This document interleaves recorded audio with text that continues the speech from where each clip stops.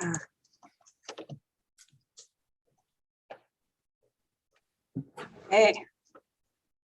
I believe we are now live.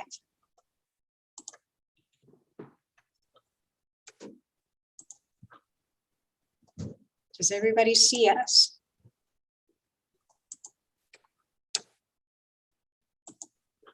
Okay, well, let's hope we are live. Yeah, let's see here. Does it look like it? I see that it still says it's waiting. Oh, there you are. Hello, everyone. Sorry for the technical difficulties and good afternoon and welcome to Fort Vancouver Regional Library's second of 3 live events with the Goldendale Community Library's partner artist, Carolyn Hazel Drake. If you missed the first live event, you don't have to worry. You don't have to have been needed to see seen it to enjoy the sneak peek at Carolyn's progress of this collaborative artwork. Carolyn is one of 13 partner artists of the Exquisite Gorge Project II Fiber Arts. All 13 regional fiber artists are working with communities along 220 miles of the Columbia River from the Willamette confluence to the Snake River confluence. The project was created by Curator of Education at the Maryhill Museum of Art, Lou Palermo, and each artist is working on a specific section of the river, not knowing what the other artists are doing, celebrating the surrealist exquisite corpse drawing game. Everyone's artwork will be displayed at or near their partner organization's building for the month of July, and this will be followed by all of the art being installed together at an event on August 6th. I'll add Carolyn's and the Maryhill Museum's website, as well as a link to the first YouTube event in the chat box once we get started. So please add any questions or comments to the chat box, and these will be asked throughout the tour. And now, introducing Carolyn Hazel Drake. Please take it away. I can't wait to see what you've been doing. Thank you so much, Tara. I want to start by just expressing gratitude. Goldendale Public Library and Tara in particular have been such a delight to work with. It's been really fun to find ways to pivot as our circumstances continue to change. Maybe fun wasn't the right word, but it's been really fun to find solutions and also to see the project evolve. So thanks for that partnership. If this is your first time joining this live stream sequence, my name is Carolyn Hazel Drake. I'm a 3rd generation Oregonian, and my grandparents and great-grandparents actually lived in the Dalles. So this section of the river that I have, which is kind of adjacent to that, feels near and dear to my heart as it's connected to my own family history. I'm a longtime arts educator and was for about 10 years an art teacher in Oregon public high schools. And now I also work in district leadership for Portland Public Schools, supporting the art teachers there. And so when I was a teacher, I definitely did the Exquisite Corpse Drawing Project. So that also felt, I felt really game to try and do that on such a large scale with this project. So we're kind of midway in the span of this project. It's been going on kind of behind the scenes for really about a year. And then the summer is when we'll culminate and have everything done. Of course, it'll be all done and perfect. So what I like to think of this part in the creative process is kind of like fabulous mayhem, like a lot of inspiration has happened, and I have like a direction, but there's still a lot of problems to solve and a lot of creative decisions to make. So I have like some show and tell for you today about where my thinking has gone kind of thematically with this project, and then also in terms of materials. I'm coming to you from my studio, which is in a renovated garage in my backyard in St. John's. And St. John's is pretty close to that corner of where the Willamette River and the Columbia River meet. And so I've thought a lot about that just in terms of like my proximity to those bodies of water and how I've spent my whole life in close proximity, but not necessarily paying a lot of attention or mindfulness. So I really have appreciated this project for having a span of time that's long enough to really do some deep research. I've got right here my most recent stack of books related to this project. And it's definitely shifted my awareness about how those bodies of water have informed so much about how this region has developed over time. I also want to give a quick shout out to Louise Palermo, who is such a great advocate for the arts and whose project, this is really her brainchild. So last time, if you were here, you saw the frame built up in the space to get a sense for scale. Well, I'm getting ready for a show right now, so I had to disassemble it, but I have a lot of other exciting things to show you instead. So I want to talk about two things. One is kind of like the development of metaphor, how river as a metaphor has begun to inform my conceptual approach to this project, and then the media explorations with all of the textiles that I've been using to develop the visual language that I'll use for the piece.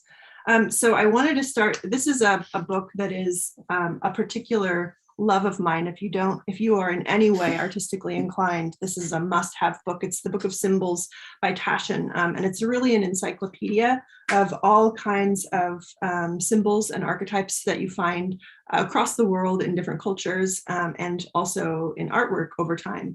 And so the section that they have on the river, I just wanted to read a short passage about the kind of metaphoric qualities and associations that there are with rivers, of which there are many.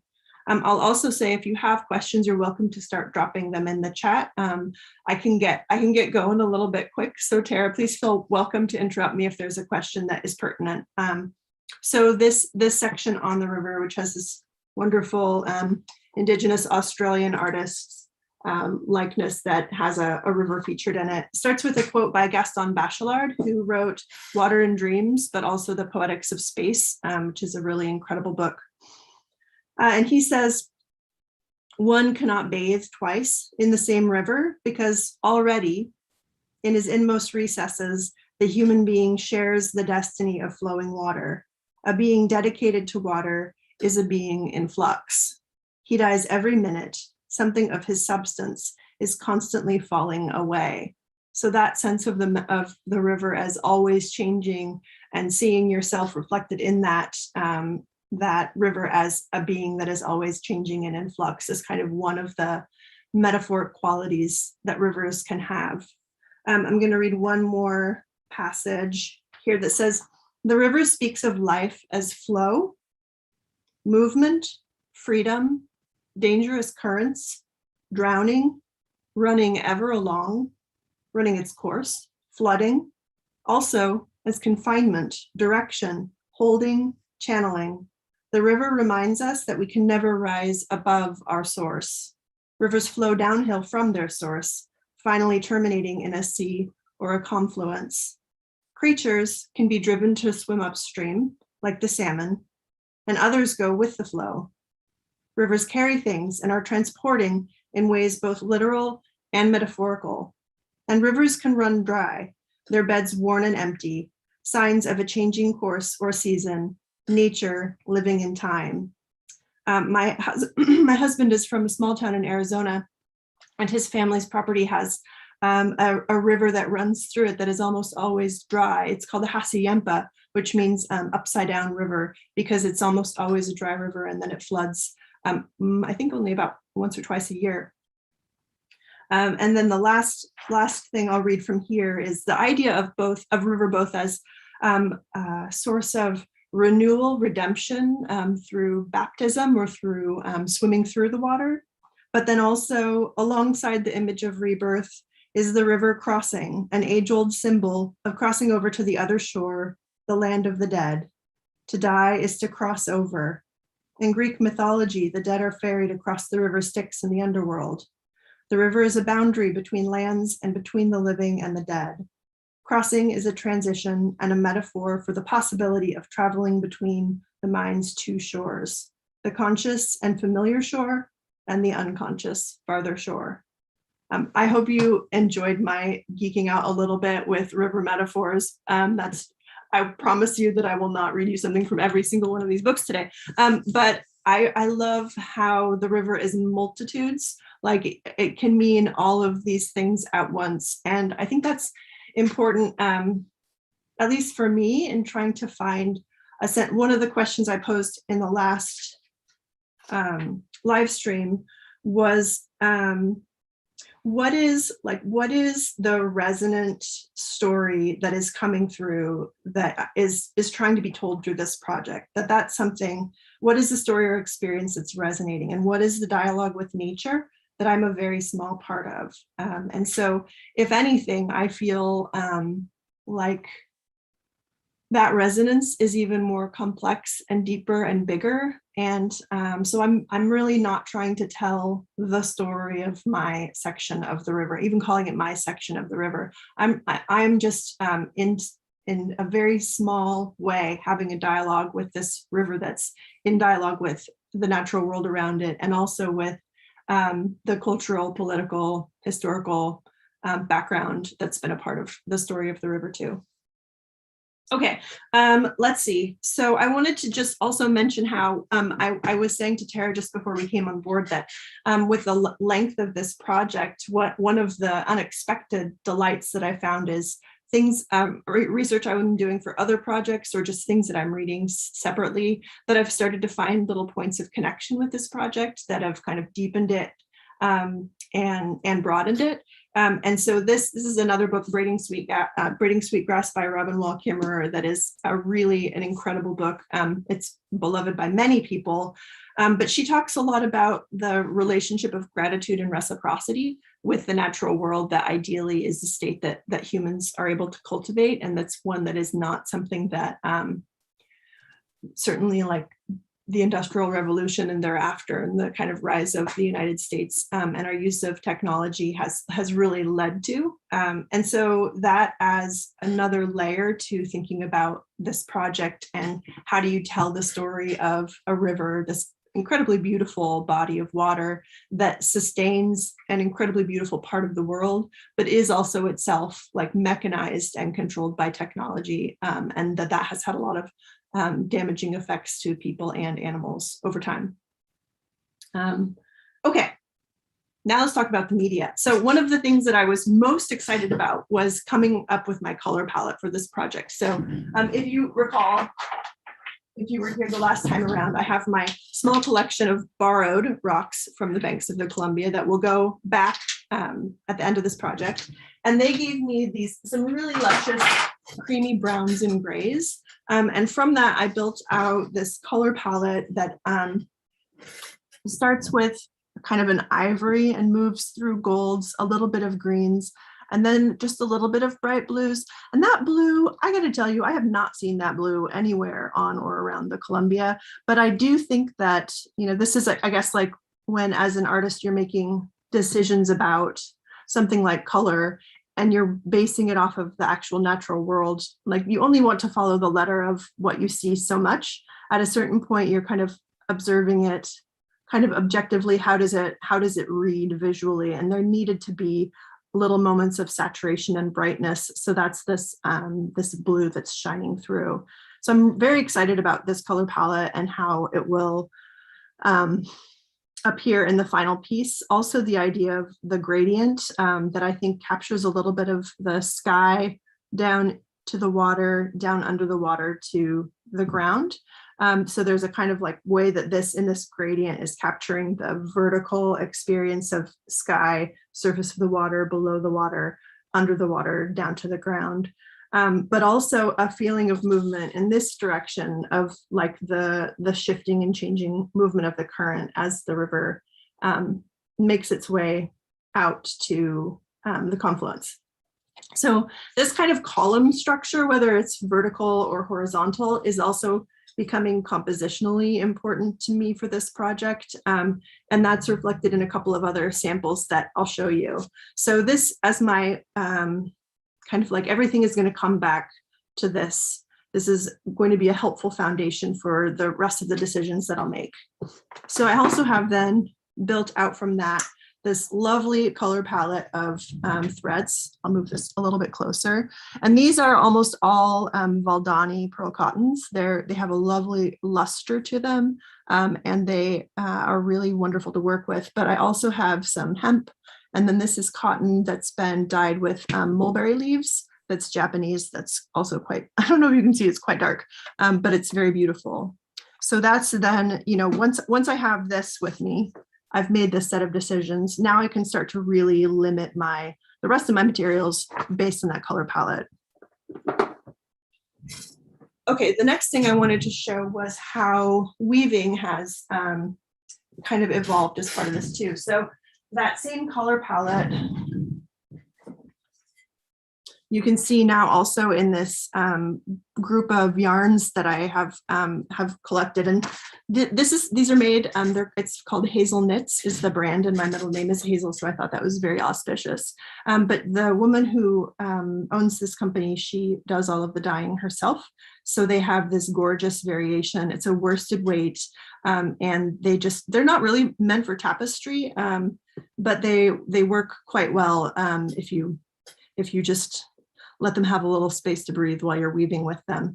So this was another, it felt really great to have this palette to draw from for weaving.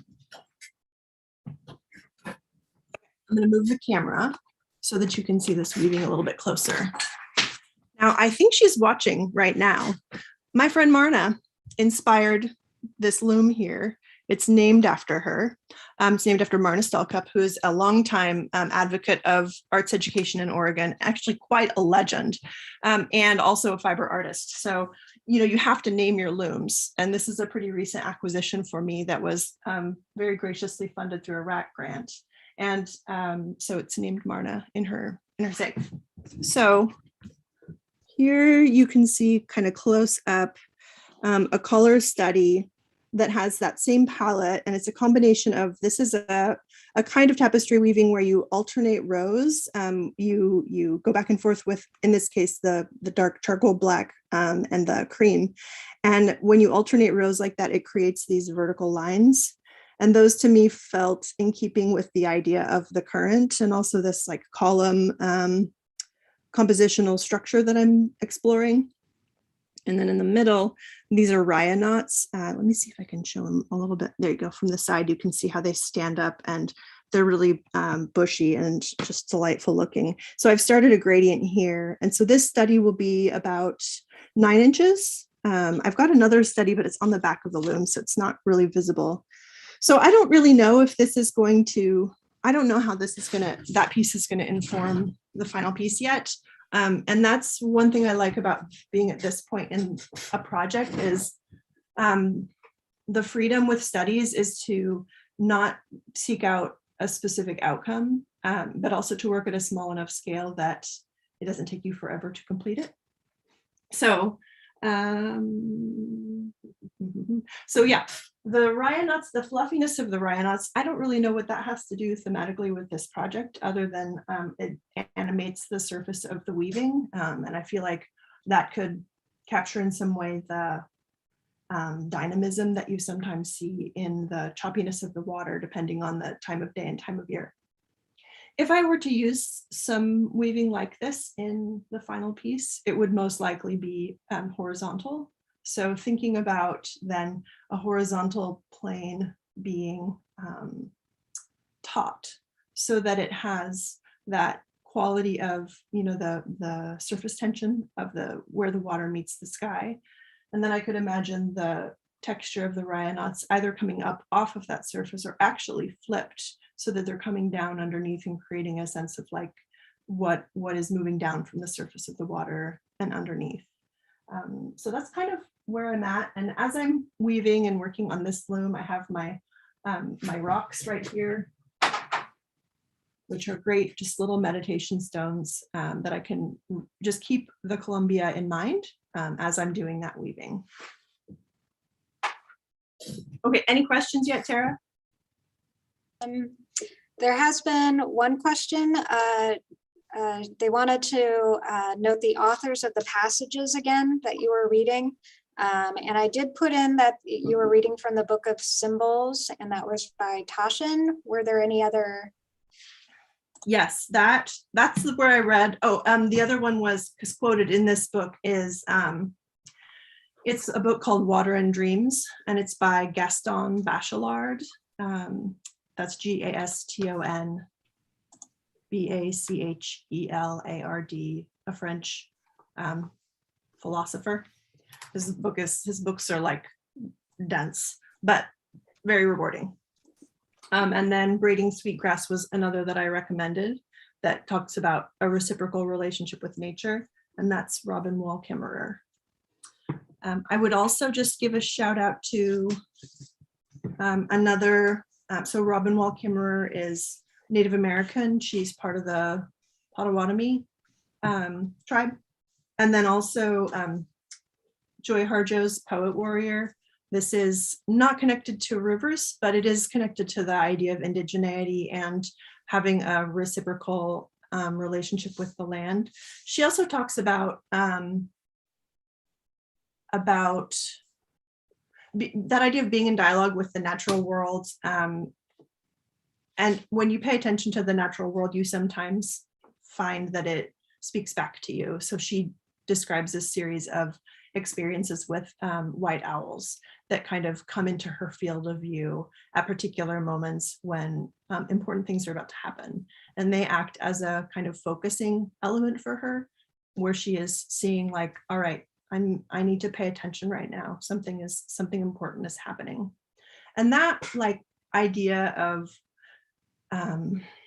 listening to the natural world around you is also something that runs through Mary Oliver's writing, she's also been an important influence on me, and is also something that I experienced firsthand when I had the good fortune to be a resident at the Lee Kelly Ironworks. There was for a while a residency program there, and I was able to spend a month really like surrounded by the natural world in a way that I hadn't been before.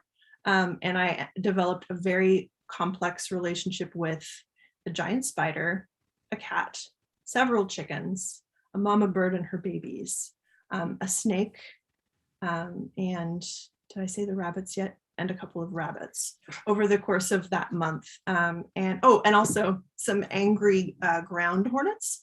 Also, that was the one relationship that I really could have done without. So that I just really love that way of that. To me is like, it's both an environmental point of view, but it's also feels very much like the way that an artist experiences the world, or at least for me. I don't want to speak for anyone else, but where you have your eyes open to the world from a place of curiosity and a place of noticing, whether it's synchronicity or unexpected things happening that can really help you to see or understand things that are already within you that you're maybe not paying attention to. Okay. So yeah. I have another question. This one is from Lou. You are known for your details of a different material. Will you be incorporating other materials into your artwork? You know, I feel like it's inevitable. I really do. So for those of you watching that don't know my work, I often incorporate ceramics. And actually, on that note, I will show another piece that has been informed by this project that's not part of it. Right. That has, so this is, again, this idea of the column that's appearing. And so in this piece, the top of it is made from smoke-fired porcelain. So the design on the surface is made by the clay absorbing smoke, and the shine comes from burnishing. So this is still raw clay. Well, it's fired clay, but it doesn't have any glaze on the surface. And then there's a little bit of a like moving through the cosmos, like the land, the sea, the sky, all of the elements that come together to create this like vertical column. So I have thought about integrating small and using the same smoke firing technique, because it has, I just really love that it's not bringing in any other material than like earth and smoke. And that feels appropriate as an element of a river project that has, you know, certainly whether it's the rocks or the silt or the mud that are in the banks.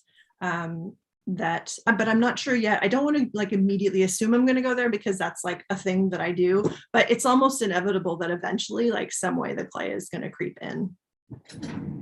Okay, and speaking of creeping in, I just wanted to show a couple of other pieces that aren't about this project. So the pieces that I'm showing you are actually going to be in the show that I have going up at the end of next week at Chehalem Cultural Center. And I think that link is in either the description or the chat.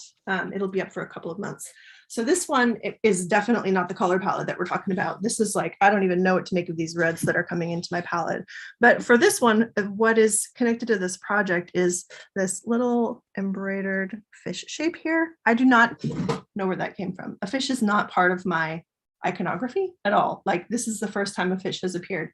Of course, I've been reading all about the salmon and the impacts of the damming of the Columbia River on the salmon population and the culture around it. And so I just was really like, hello, little buddy. I'm not sure what you're doing swimming into my iconography, but I'm excited to see where that goes. And then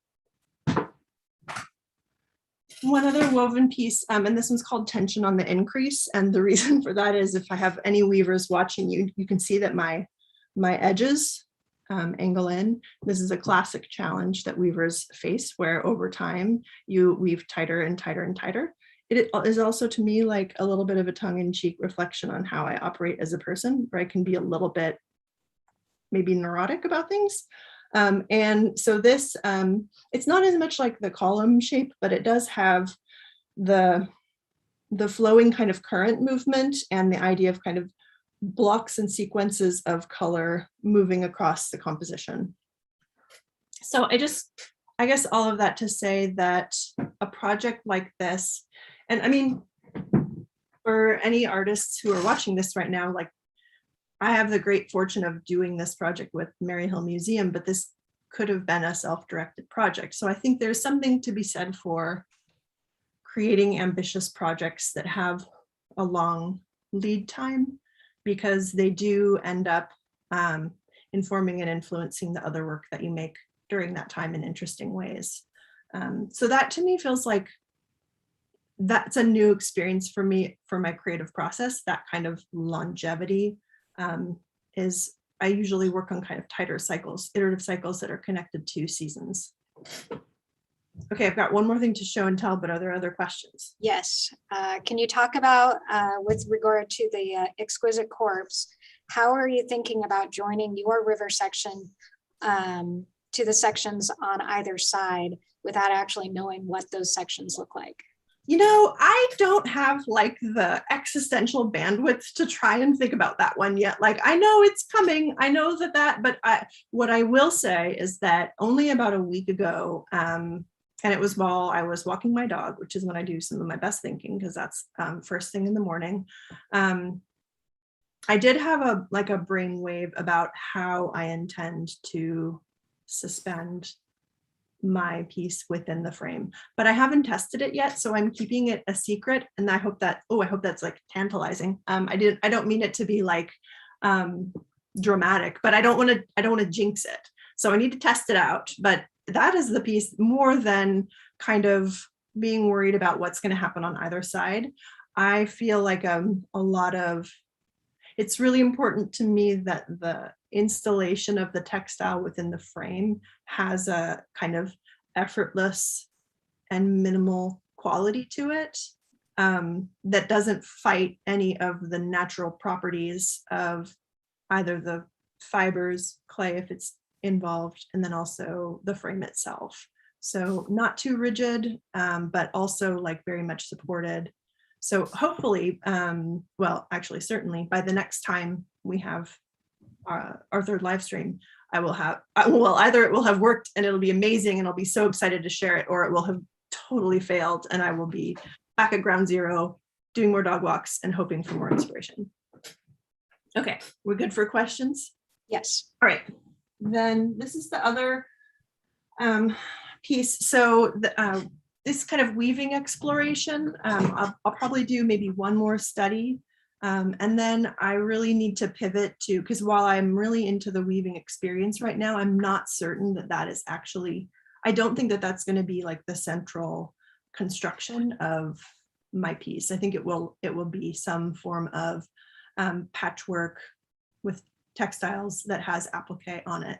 And that's for a couple of reasons. One, that's kind of it's the visual language that I'm most adept at, that I feel like that is the most expressive. And then also for another reason, so this is just a little color study. It's again a column, and it's got a few of the things from here, which is like the gradient. So it's a patchwork of these over-dyed natural kind of mostly wovens, but some prints cottons. Some of these are daiwabo cottons. It's the Japanese kind of tone-on-tone woven grayish kind of colored fabrics. And then on top of that is this shape, which is a shape that's definitely part of my visual vocabulary that has in the past been kind of like used to show energy or movement, not necessarily water, but in this range of over-dyed blues and grays. What I like about this as a way of articulating this project is that then to me the patchwork that is the background becomes like the surrounding earth that the water is within, that is kind of defined by the water moving across and through it, and that is made up of different kinds of rocks, and that is not consistent or any one thing. And then the idea of having the applique on top that you're also able to see around and through it to what's underneath. There's such a complicated history to the Columbia River that I feel like that patchwork is an effective way of showing or just giving a nod to that complex history. And it's also very much like a traditional folk art American technique that's tied to my own personal history with my mom having had a quilt store when I was growing up. So I like where that language is going. What I'm, at least in this iteration so far, what to me is not working visually is there's not enough drama and contrast for something that's going to be as large as this piece. So that is something that I need to push myself on. While I love the palette as it appears here, I need to figure out effective ways to scale up where that visual interest will work from a great distance, and not only then from close up where it will have, you know, beautifully stitched details, but that it also has that visual resonance from far away. I think, let me check my clipboard. I think that is, I had just a couple of other things to talk about in terms of like next steps and our workshop that we're going to do, but are there any other questions about process or where the project is at or technical, anything else from our audience? I don't see anything yet, but something that I've been thinking of, and this is from the perspective of somebody who has never really been an artist, or, you know, I took art in high school and that was it kind of thing. Like hearing how much thought and preparation you put into this, it's so big, you know, and it's so inspiring. And from my perspective, and hopefully other non-artists, like how do you create art about something that is ever changing? Because you were talking about the river at the beginning of this live, and it's like it's so big. I mean, it's really humbling. Like, to be honest, I feel like I spent the first few months boring every single person that I was like having dinner or drinks with about how I felt so like insufficient to be able to tell any story about the river. I mean, especially even though, you know, like I am connected to it through my own like personal family history, but because, you know, I also like occupy a place of privilege, and I just really want to be careful about how much space like my voice takes up in conversation about what our world means and who gets to make decisions about it. And artwork reinforces or challenges existing narratives that contribute to how people make decisions about things. So while I would not say that I am a political artist, I do think that you need to have a political stance when you consider the potential impact of your art making. So, I mean, for me, it's been a lot of like, A, just informing myself, but then B, like trusting my process, like coming back, you know, and like this was very grounding to ultimately land on like a palette of wool that I find beautiful and that connects to some of the ideas that are resonant. And also like this palette comes out of, you know, going and the day that I went and sat with my feet in the river and took photos of it and watched the surface color change as the sun moved across the sky. So that's like that true moment of like lived experience. Like that's a place that I can speak from with confidence.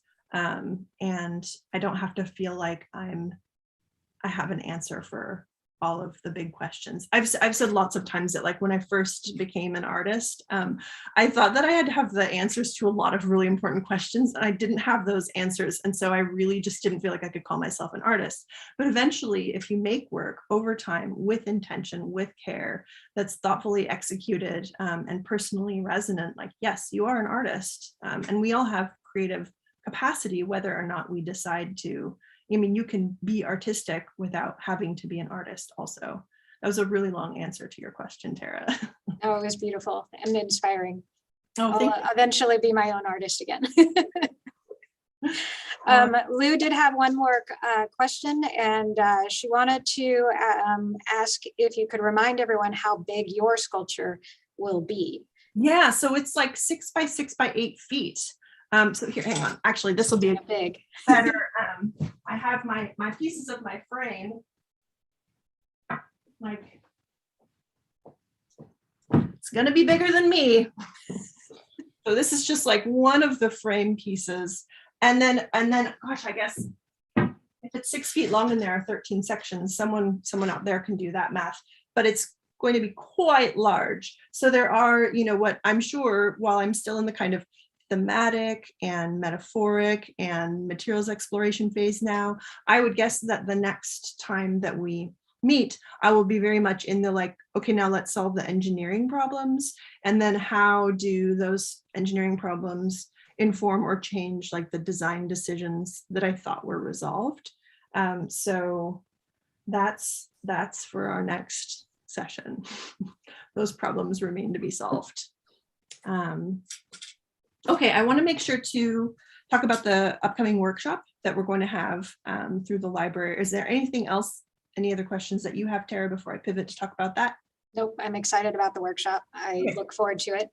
We are going to be having a spring stitch meditation. It's going to be a virtual workshop in webinar style. That'll be on March 19th from 11 to 1. It is FREE free. Although you will need to register through the Fort Vancouver website.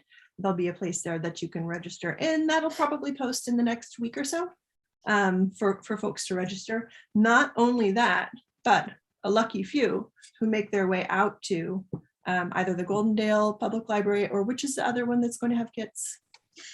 They can actually get a kit. They can, when we post it on the event calendar, they can actually put in which library, Fort Vancouver Regional Library branch they would like to pick their kit up at.